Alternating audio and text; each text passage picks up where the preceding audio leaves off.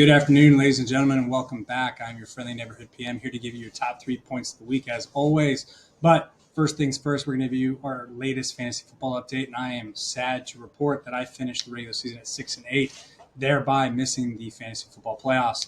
I am hoping to make my way to the consolation bracket finals and hopefully win my money back. So we'll keep you updated on that front. Now, with that out of the way, let's dive right into your top 3 points. At number 3, it is Adobe falling over the last 2 days after they issued a weaker than expected full year forecast. Now, this is probably partially due to the expectations that they may have a longer runway to monetize that AI capabilities than previously thought. So, that will take a little bit longer on a time horizon. In addition to that, they also announced that the FTC is investigating their subscription cancellation policy. So the stock has taken a hit over the last 2 days. Point number 2, another industry giant, Costco, your local wholesale retailer, is jumping over the last 2 days, primarily because they beat on their profit expectations, and they also announced a $15 special dividend. Now, this is the second special dividend that they've announced since 2020.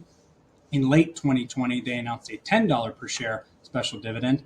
And in addition to that, they just announced this week that they are also releasing new golf clubs. So if you want to rock a full Kirkland signature golf bag, maybe make your way to the store and collect over the holiday season.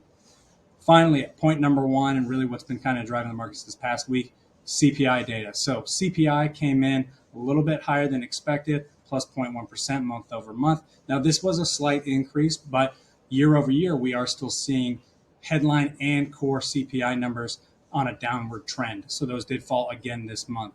Now, this is great news. We continue to want to see that moderating inflation target coming down.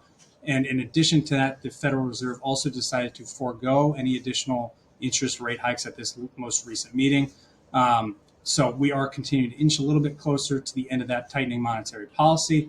And in addition to that, Chairman Powell's comments at the most recent meeting were relatively dovish in comparison to prior meetings. So that's probably what you saw on Thursday when you saw the market jump right at about 130. Now, that pretty much does it for your top 3 points of the week. What are we looking to for next week? Well, next week's going to be personal income and spending is going to be the main data points that we're going to be taking a look at and updating you on, because we want to see how those numbers are going to flow into the holiday season. Now, that pretty much does it for this week's video. Once again, if you have additional questions, please reach out to your financial advisor or dig into the written week in review. Otherwise, go finish up that last minute holiday shopping. We'll see you the same time next week. Thanks. Bye.